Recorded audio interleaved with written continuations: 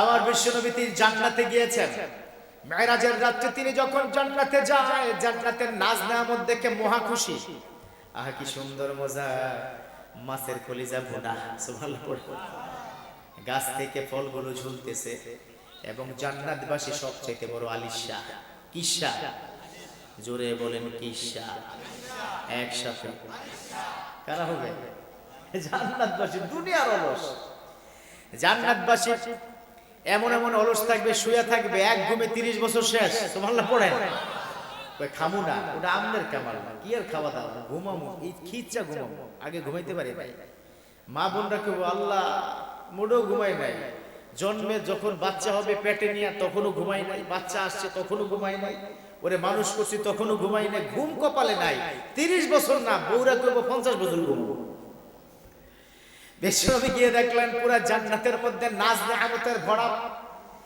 জান্নাতীরা এত অলস হবে, গাছ থেকে ফল প্রথম দিকে ছিঁড়ে খাবে, তার কিছুদিন পরে আল্লাহকে বলবে, আল্লাহ ছিঁড়তে পারবো না, গাছকে সামনে আইতে করবো। কি অলস, শুধু সামনে চলে আসতে বলে।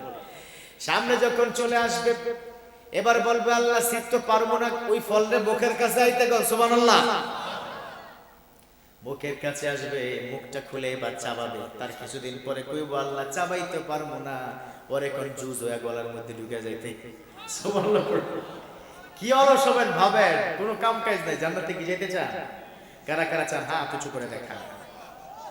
এই দুই বাচ্চা আসলে হাত উঠাবে না কেন জানেন? ওর আম্মা বলছে মাহফিল থেকে সোজা বাসায়। জান্নাতে যাবো আব্বু? না না, আম্মু নিষেধ করছে, মাহফিল থেকে সোজা বাসায়। জান্নাতে এত রাত করে কি কাম? সুবহানাল্লাহ পড়ে। আল্লাহু আকবার কাবীরা। শিশুরা, এটা হচ্ছে ফেরেশতা হলো। সুবহানাল্লাহ পড়লেন না? ওদেরকে যা বলবেন সব সত্য বলে দিবে।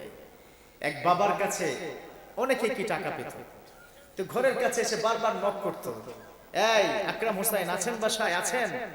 টাকা দিবেন কবে, টাকা দিবেন কবে? তো ছোট্ট সন্তান 4 বছরের, তাকে বলছে, যাও গিয়া বলো আব্বু বাসায় নাই।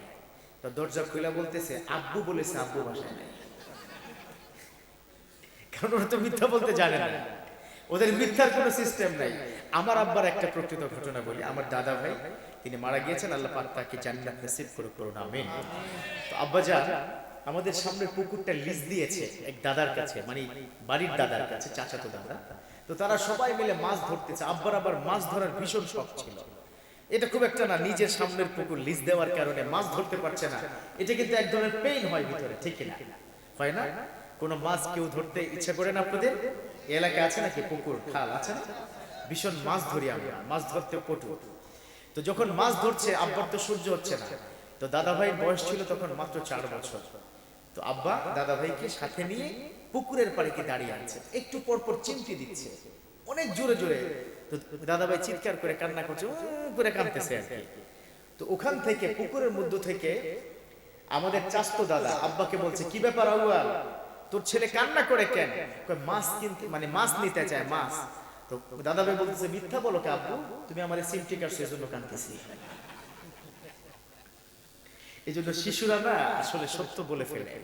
এই জন্য শিশুদের সামনে কখনো মিথ্যা বলা যাবে। শিশুদের সামনে মিথ্যা বলা জঘন্যতম অপরাধ। কারণ ও যখন শিখবে যে আপনি মিথ্যা বলছেন, ও তখন এটা নিজের মধ্যে ঢুকিয়ে নেবে যে মিথ্যাও বলা যায়, ঠিক না?